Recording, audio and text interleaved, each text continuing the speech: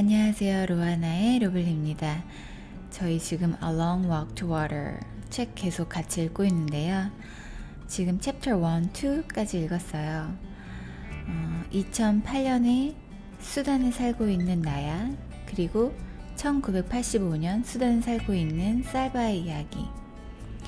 챕터 2까지는 나야는 물을 기르러 가는 모습이 그려지고, 살바는 학교에 있다가 갑자기 전쟁이 나서 지금 도망을 가고 있는, 전쟁으로부터 안전한 곳으로 계속 걸어가고 있는 모습이 그려졌어요.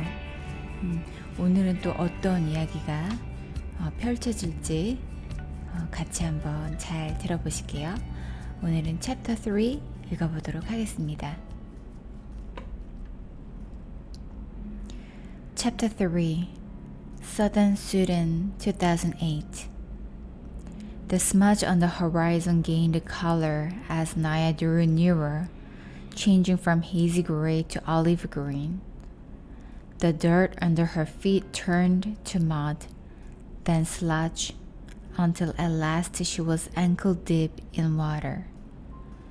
There was always so much life around the pond. Other people, mostly women and girls, who had come to fill their own containers. Many kinds of birds, all flap and twitter and call. Herds of cattle that had been brought to the good grazing by the young boys who looked after them. Naya took the hollowed gourd that was tied to the handle of the plastic container. She untied it, scooped up the brown muddy water, and drank. It took 2 gourdfuls before she felt a little cooler inside. Naya filled the container all the way to the top. Then she tied the gourd back in place and took the padded cloth donut from her pocket. The donut went on her head first, followed by the heavy container of water, which she would hold in place with one hand, with the water balanced on her hand and her foot still sore from the thorn.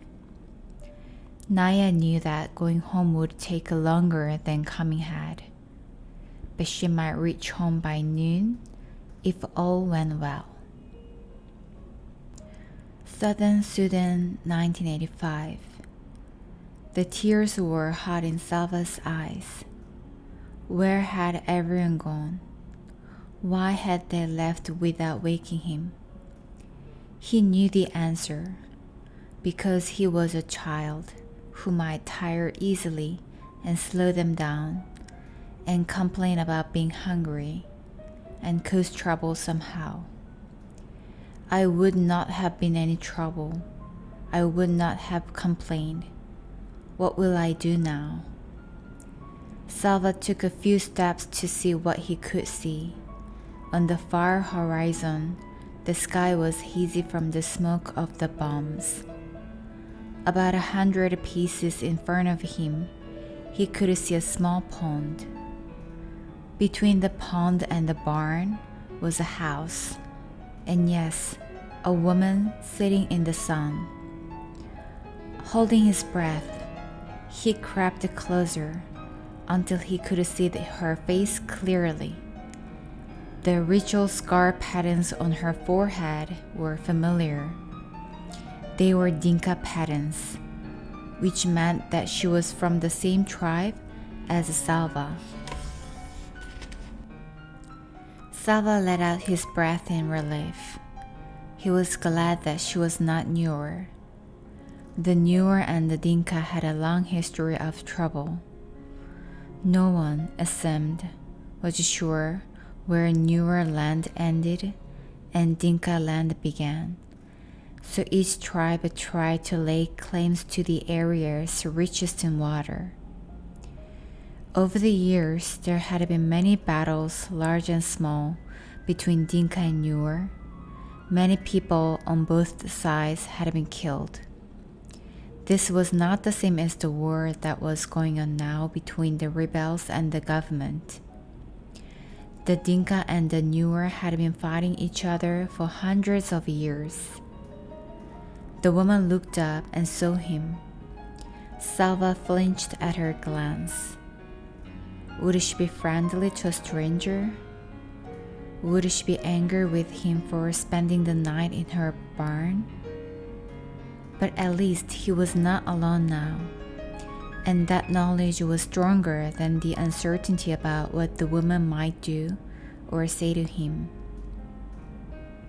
He walked toward her. "Good morning, Auntie," he said, his voice trembling. She nodded at her. She was old, much older than Salva's mother. He kept quiet, waiting for her to speak. "You must be hungry," she said at last. She stood and went into the house.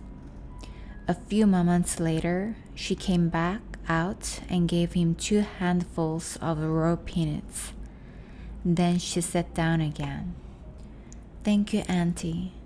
Squatting on his haunches next to her, Salva shelled the nuts and ate them.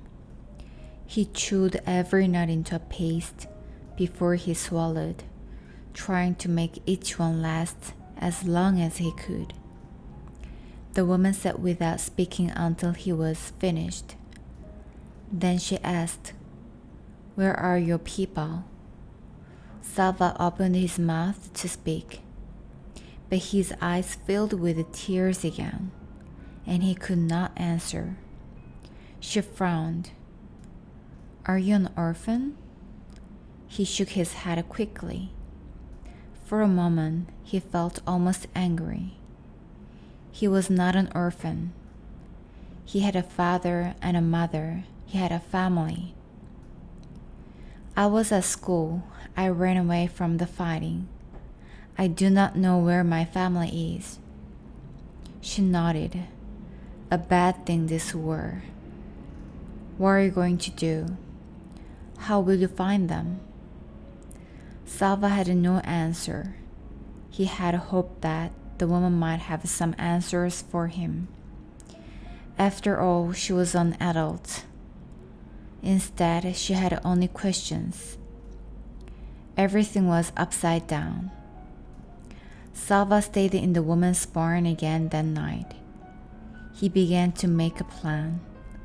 "Maybe I can stay here until the fighting stops. Then I will go back to my village and find my family." He worked hard so she would not send him away. For 3 days, he fetched the firewood from the bush and water from the pond. But the pond was drying up. Each day it was harder to fill the gourds. During the daytime, Salva could hear the distant booming of artillery from the fighting a few miles away. With every shell that exploded, he would think of his family, hoping they were safe, wondering desperately when he would be with them again. On the 4th day, the old woman told him that she was leaving. "You have seen that pond is only a puddle now. Winter is coming, and the dry season, and this fighting." She nodded her head in the direction of the noise. "I will go to a different village near water. You cannot stay with me any longer." Salva stared at her as panic rose inside him. "Why can't I go with her?" The woman spoke again before he could ask aloud. "The soldiers will leave me alone, an old woman on her own. It would be more dangerous for me to travel with you." She shook her head in sympathy. "I'm sorry. I cannot help you anymore," she said. "Wherever it is you walk, just be sure to walk away from the fighting." Salva stumbled back to the barn. "What will I do? Where will I go?" The words repeated themselves 1,000 times in his head. It was so strange. He had known the old woman for only a few days, but now he could not imagine where he would do once she was gone. He sat inside the barn and stared out, looking at nothing. As the light grew dimmer, the noises of evening began. The buzz of insects, the rustling of dry leaves, and another sound, voices. Salva turned his head toward the sound. Yes, it was voices. Some people were walking toward the house, a small group, fewer than a dozen. As they approached, Salva took a sharp breath. In the fading light, he could see the faces of those nearest him. Two of the men had patterns of V-shaped scars on their foreheads. Dinka patterns again. The kind that were given to the boys in Salva's village as part of their ritual of becoming a man. These people were Dinka too. Could his family be among them? 로하나의 로블리였습니다.